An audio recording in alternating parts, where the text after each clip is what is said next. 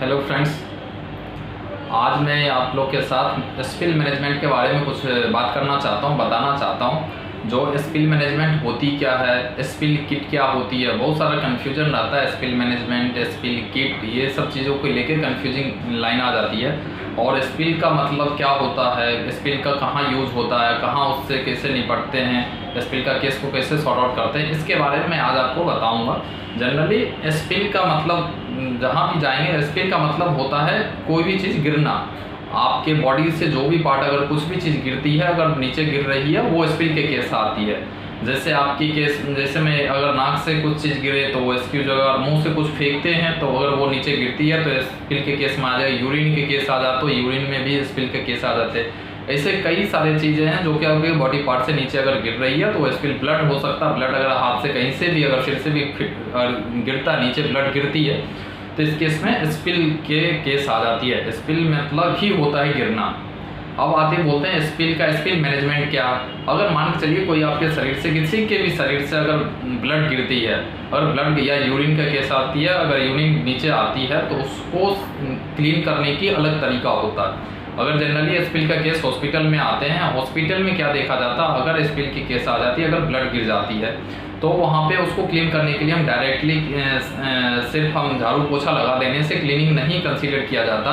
उसके लिए केमिकल होता है, उसके लिए एक प्रोसीजर होता है, एक प्रोटोकॉल आता है। वो सब प्रोटोकॉल कैसे निभाते हैं, हॉस्पिटल में कैसे देखा जाता, ताकि एक सिस्टमेटिक अप्रोच अपनाया जाता, उसके बारे में आज जानते हैं। चलिए शुरू करते हैं। स्पिल का केस देखिए, स्पिल 3 टाइप के होते हैं, 3 टाइप के कंसीडर किया जाता है। स्पिल को कभी एक हो जाती है, एक माइनर हो जाती है, एक मेजर हो जाती है, एक पॉइंट की बोला जाता है। तो माइनर, मेजर और पॉइंट की कंसीडर हम उस बेसिस पे करते हैं, जैसे कि बोल देता है 30 ml से अगर ज़्यादा की केस हो तो मेजर का केस हो जाएगा, और 30 ml से नीचे का केस हो तो माइनर का केस ले लेते हैं। और अगर पॉइंट, एक बूंद अगर ब्लड कहीं पे, मान चलिए एक बूंद कहीं पे गिर गया, तो उसको पॉइंट वाइज उसको कंसीडर किया जाता है। पॉइंट स्पिल के केस में मतलब उतना बड़ी मेजर इशू नहीं रहती है, उसको तो लोग आसानी से काम कर लेते हैं, उसको साफ सफाई कर लेते हैं। लेकिन जब माइनर और मेजर की केस, स्पिल का केस आती है, उस समय में हॉस्पिटल में भी पूरा प्रोसीजर, पूरा प्रोटोकॉल अपनाया जाता है। तो माइनर के केस अगर 30 ml के, अगर मान के चलिए नीचे अगर ब्लड, कोई आदमी आया, इमरजेंसी गेट से एंट्री हो गया, किसी का सिर फट गया मान के चलिए, और अंदर हॉस्पिटल में एंट्री कर रहा, उस केस में 30 ml का अगर पता लगा 30 ml से कम का है, तो उसका एक प्रोसीजर है, क्लीनिंग करने का प्रोसीजर है। उसमें अगर कहीं मान के चलिए आती है तो सबसे पहले इमरजेंसी कोड अनाउंस किया जाता है। इमरजेंसी कोड वो ऑरेंज कलर की होता है, जैसे कि कोड ऑरेंज अनाउंस किया जाता है, 3 टाइम्स आपको हो जाएगा। जैसे फर्स्ट फ्लोर पे मान के चलिए अगर कहीं स्पिल गिर गया है, वोमिटिंग के केस में भी स्पिल कंसीडर किया जाता है। अगर कोई उल्टी कर देता, कोई वोमिटिंग करता, वो भी स्पिल में आती है। मान के चलिए फर्स्ट फ्लोर पे कोई पेशेंट जा रहा था, उस समय में कोई स्पिल का केस आ गया, कोई वोमिटिंग कर दिया, तो उस समय में हाउसकीपिंग को बुलाने के तरीका या उनको अनाउंस करने के इमरजेंसी कोड से इंडिकेट किया जाता है। उस इमरजेंसी कोड को, जैसे कोड ऑरेंज उसको बोला जाता है स्पिल के केस में। अगर आप इमरजेंसी कोड के केस अगर देखते हैं तो कोड ऑरेंज से इंडिकेट किया जाता है। कोड ऑरेंज, वहाँ पे जो अगर नर्सिंग रहता है, नर्सिंग या कोई भी जो कंसर्न पर्सन रहता है, वो आपको 3 टाइम्स हमेशा कोड ऑरेंज के नाम से करेंगे, और प्लेस का जगह का दिया जाता है। जैसे कि एग्जांपल में ऐसे अनाउंस होती है, code orange first floor, code orange first floor, code orange first floor. इसका मतलब वो कोड ऑरेंज का केस आ गई, फर्स्ट फ्लोर पे ऐसा केस आया, तो कोड ऑरेंज के हिसाब से हम स्पिल का केस समझ लेते हैं। इसके बाद एरिया देखने के बाद पता लगता है माइनर है, मेजर है, सबसे पहले ये अनाउंस होती है। फर्स्ट स्टेप ये होती है आपको जानने के लिए। दूसरे स्टेप में अगर आप हाउसकीपिंग है, हाउसकीपिंग सुपरवाइजर, वहाँ पे 3 लोग, मतलब हाउसकीपिंग तो आएंगे, साथ में हाउसकीपिंग सुपरवाइजर आते हैं, वहाँ पे एरिया मैनेजर होते हैं, टेक्निकल जो देखते हैं स्पिल के लिए भी एक टेक्निकल देखा जाता है, वो आते हैं, वहाँ की टीम होती है। हॉस्पिटल पे डिपेंड करता है, अगर बड़े हॉस्पिटल में देखा जाता है, छोटे हॉस्पिटल में सुपरवाइजर ही उससे काम नहीं पड़ता है, उस चीज़ को देखता है, स्पिल का पूरा केस देखा जाता है। इसके बाद वहाँ पे सबसे पहले अगर हाउसकीपिंग आते हैं तो एरिया को कवर करता है, इधर वो माइनर का केस हो या मेजर का केस हो। सबसे पहले जितना एरिया में अगर स्पिल रहेगा, उसको हम सबसे पहले एरिया को कवर करेंगे। एरिया कवर करने के लिए नोटिस बोर्ड आती है, आप देखेंगे रेस्ट्रिक्शन वाली येलो कलर की जनरली रहता है, यहाँ पे काम चल रहा है, यहाँ पे आप रेस्ट्रिक्टेड है, नहीं आ सकते उस एरिया में। उस एरिया में नहीं आने के लिए रेस्ट्रिक्शन बोर्ड चारों साइड से आप लगा सकते हैं। लगाने के बाद वहाँ पे एरिया कवर हो जाएगी। मान के चलिए इमरजेंसी केस ऐसा जो आपके पास एरिया कवर करने के लिए कोई भी चीज़ नहीं मिल रहा, तो आपको जो चीज़ अवेलेबल मिल रहा जिससे लोगों को आने जाने में वहाँ दिक्कत हो, पता लग जाए यहाँ पे इन्फेक्टेड एरिया हो चुका है, उस चीज़ से आप कवर करेंगे। जैसे आप चेयर मिल जाए, चेयर से कर देंगे। कोई अगर डस्टबिन अगर खाली पड़ा बड़ा है तो चारों साइड से कवर कर सकते हो उसको, ताकि एरिया कवर हो सके। तो पहला केस अगर हाउसकीपिंग आएंगे सबसे पहले एरिया कवर करेंगे, ये याद रखिए, पहला काम रहेगा एरिया कवर करना। एरिया कवर हो जाने के बाद स्पिल की किट की ज़रूरत आती है, क्योंकि वो इन्फेक्टेड हो सकता है, पता नहीं रहता जो जिन्होंने स्पिल का केस जिनके थ्रू हुआ है वो इन्फेक्टेड थे या क्या बीमारी थी उनके अंदर में, कहाँ था, इसलिए उसको हम लोग इन्फेक्टेड मानते हैं। इस केस में सबसे पहले स्पिल किट लाते हैं, जो भी हाउसकीपिंग रहेंगे वो सबसे पहले स्पिल किट लाएंगे। स्पिल किट क्या होता है? किट मतलब कोई भी आप बॉक्स समझ सकते हैं, जैसे क्रिकेट के लिए क्रिकेट का किट होती है, उसमें बैट्स रखते हैं, बॉल रखते हैं, वैसा ही स्पिल किट मतलब स्पिल को हटाने के लिए, उसको सेव करने के लिए आप जो सामान रखते हैं जिस बैग में, उसको किट बोला जाता है। तो उस किट में स्पिल का जितना भी सिस्टम होगा उसमें हो सकता है, देखिए आपको पहनने के लिए जितना सामान होता है वो स्पिल किट में रहता है। इसके बाद कुछ आपको केमिकल लाते हैं, उस किट में क्या, स्पिल किट में क्या अवेलेबल रहती है, वो सबसे पहले टॉप से लेके चलिए, हेयर नेट अवेलेबल रहेगी, उसमें रहेगा हेयर नेट रहता है, ग्लव्स रहता है, गोगल्स रहता है, मास्क तो ऑलरेडी पहने रहते हैं लोग, फिर भी मास्क रहता है।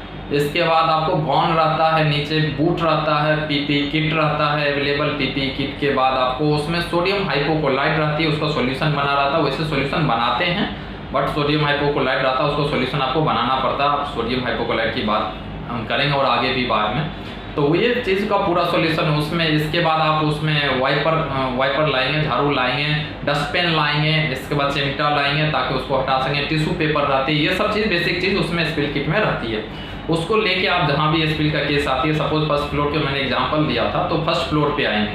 फर्स्ट फ्लोर पे आने के बाद उस एरिया में आएंगे, हम सबसे सब कुछ अपने बॉडी को कवर करेंगे, सेफ्टी अपना सेफ्टी शूज, अपना सेफ्टी हर चीज़ यूज करेंगे, हेयर नेट लगा लेंगे, मास्क लगाएंगे, गोगल्स लगाएंगे, हाथ में ग्लव्स लगाएंगे, पीपी किट पहनेंगे, अगर पीपी किट की ज़रूरत है पीपी किट पहनेंगे, और नीचे बूट पहनेंगे, नीचे पूरा कवर के बूट में भी कवर कर लेंगे। कवर करने के बाद आप वहाँ पे जाएंगे सब कुछ लेने के बाद। इसके बाद वो एरिया कवर रहेगा, आप पीपी स्पिल किट खोलेंगे, ओपन करते ही उसमें टिश्यू पेपर रहेगा, उस एरिया को जितना दूर आप इन्फेक्टेड है उसको टिश्यू पेपर से ढक देंगे।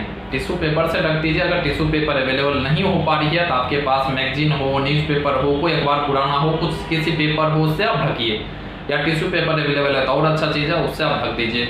उस ढकने के बाद इसमें आती है सोडियम हाइपोक्लोराइड। सोडियम हाइपोक्लोराइड का सॉल्यूशन बना के उसके ऊपर छिड़का जाता है, डाला जाता है, छिड़क दिए। इस छिड़कने के बाद उसमें सोडियम हाइपोक्लोराइड की यहाँ पे एक कंसंट्रेशन और डाइल्यूशन की केस आ जाती है। जनरली अगर छोटा केस है, माइनर केस है, तो 1 to 2% के केस में बनाते हैं। 1 to 2%, 1% का केस जनरली बना के दे देते हैं। अगर उससे ज़्यादा के केस अगर 3 to 4%, 5% मैक्सिमम हो जाते हैं, उससे ऊपर जनरली स्पिल के केस में नहीं दिया जाता है। हम 1 से 2% केस बनाते हैं। 1% बनाने का मेरा यही मतलब है, जो अगर 1 लीटर पानी लेते हैं, 1 लीटर पानी में 1% मतलब 10 ml, 1000 ml में आप 10 ml डालिए तो 1% के केस हो जाएगी आपको सोडियम हाइपोक्लोराइड की सॉल्यूशन। अगर 2% है तो 20 ml, जितना भी परसेंटेज बढ़ाना उतना ml आप जैसे 10 से मल्टीप्लाई करके बढ़ाते चलिए। 20 ml डालेंगे 2%, 30 ml डालेंगे 3%, तब 1 से 2% का सॉल्यूशन बना के उसको डाल देंगे, उसके ऊपर छिड़क दीजिए उस जो आप टिश्यू पेपर या न्यूज़पेपर डालें। वो डालने के बाद तीसरा स्टेप में वो डाल देंगे। इसके बाद 10 मिनट, 5 से 10 मिनट आप उसको छोड़ दीजिए ताकि वो ऑब्जर्व कर पाए। जितना भी इन्फेक्टेड चीज़ होगा, सोडियम हाइपोक्लोराइड की सॉल्यूशन जो होगा वो उसको ऑब्जर्व कर पाएगा। जनरली मैक्सिमम जगह यही सॉल्यूशन का नाम सुनना चाहते हैं, जो भी आप इंटरव्यू में जाए या कहीं भी जाए, किससे आप काम कराएंगे, तो ये क्वेश्चन हमेशा पूछा जाता है, कौन सा केमिकल ऐसा डालते हैं जो कि उसमें स्पिल के केस में काम आता है, तो वो हमेशा पूछेंगे। सोडियम हाइपोक्लोराइड सुनना चाहते हैं और परसेंटेज रेशियो भी सुनना चाहते हैं, तो कितना परसेंट मिलाएंगे, तो आप हमेशा 1 to 2% वाले 1% बताइए सर 10 ml मिलाएंगे 1 लीटर पानी में, और 2% के केस रहेगी तो हम इतना मिलाएंगे। तो ऐसा केस होगा 10 मिनट उसको आप छोड़ दीजिए। सोडियम हाइपोक्लोराइड को लोग अलग से नाम सोडियम, कोई बहुत सारे लोग आपको उसको क्लोराइड भी बोल देते हैं, सोडियम हाइपोक्लोराइड बोलते हैं, बहुत सारे लोग उसको हाइपो बोल देते हैं, बहुत सारे अलग अलग नाम से बोलते हैं, लेकिन पूरा नाम सोडियम हाइपोक्लोराइड है। सोडियम हाइपोक्लोराइड उसका टेक्निकल पूरा नाम है। आप भी कोशिश करें सोडियम हाइपोक्लोराइड ही बोले। 10 मिनट उसको छोड़ने के बाद आप उसे, इसके बाद आप चिमटा रखे होंगे, उसमें आप येलो गार्बेज ले आइए। येलो गार्बेज में आप उसको उठाएंगे, उसमें आप जो स्पिल किट मैंने बताया उसमें येलो गार्बेज भी होता है। अगर नहीं अवेलेबल है तो आप लेके आ जाइए, जहाँ भी आप रखते हैं येलो गार्बेज लाएंगे, उस येलो गार्बेज चिमटा के थोड़ा डायरेक्ट हाथ से नहीं पकड़ेंगे, चिमटा के थ्रू उसको A to Z को धीरे धीरे उठा के येलो गार्बेज में डाल देंगे। येलो गार्बेज में डाल के उसको पैक कर देंगे और पैक करने के बाद उसको उस पर स्टिकर लगेगी, उस स्टिकर पे एरिया लिखा रहता है, स्पिल का केस लिखा रहता है। ये हर चीज़ के बाद उसको फिर से जहाँ पे भी आप बायोवेस्ट जहाँ स्टोर किया जाता है वहाँ पे दे दिया जाता है, बायोवेस्ट वाले एरिया में डाल दिया जाता है। स्पिल का उस पर स्टिकर लग के चली जाती है। इसके बाद क्या होगा, एरिया को इसके उस ऊपर में आप जाएंगे, इसके बाद आप R2 से उसमें क्लीनिंग कर देंगे, पूरा नीट एंड क्लीन करके आप अपना पूरा भी हैंड वॉश, आप अपना हेयर नेट उतारेंगे, हाथ के ग्लव्स उतारेंगे, डिपेंड करेगा। ये सब चीज़ आप फिर फेंकना होगा। अगर आप पोछा मारते हैं तो वो पोछा मॉपिंग वाली कपड़ा जो होगी वो भी आप फेंक दीजिए, निश्चित रूप से उसको फेंक दीजिए, क्योंकि वो इन्फेक्टेड है। उसको धो के अगर फिर से यूज़ करेंगे तो इन्फेक्शन हॉस्पिटल में फैला सकती है। तो आप इस चीज़ को ध्यान दीजिए। अगर आप हेयर नेट फेंकते हैं, हेयर नेट का याद रखिए, हेयर नेट आपकी अगर इन्फेक्टेड है ऑब्वियस है तो उसको आप येलो में फेंकेंगे। आपके हाथ की ग्लव्स है ये रेड कलर की डस्टबिन में जाएगी, आप बाय मिस्टेक भी इसको आप येलो में मत फेंकिए, इन्फेक्टेड समझ के रेड में जाएगी। आपकी पीपी किट रहेगी येलो में जाएगी। बूट का कवर है तो उसको लोग जनरली बूट को धो के साफ वॉश करके रख लेते हैं और उसकी शू कवर होती है उसको येलो में फेंक के आप उसको हैंड वॉश करेंगे। सर्जिकल हैंड वॉश करना चाहते हैं पूरा हैंड को, पूरा यहाँ तक आप कोशिश कीजिए पूरा हाथ को धोए।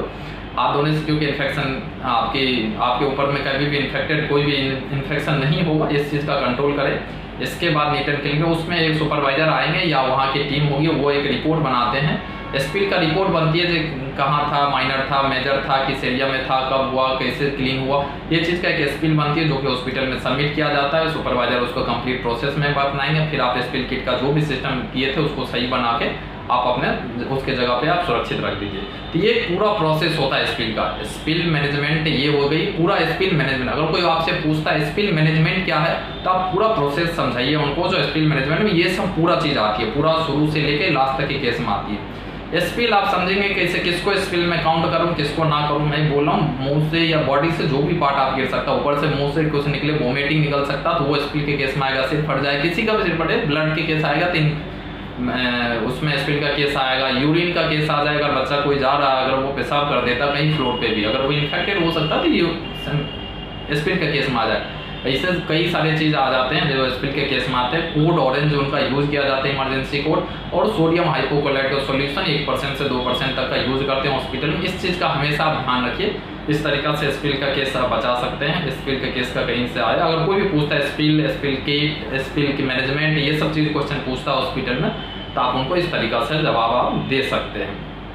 आज मैं स्पिल के बारे में बात क्यों किया और दूसरे दिन किसी और भी इमरजेंसी कोड या बहुत सारी चीज़ें, हैंड वॉशिंग का तरीका, सर्जिकल हैंड वॉशिंग क्या होता है, इमरजेंसी कोड क्या होता है, इसके बारे में भी हम जानकारी लेंगे।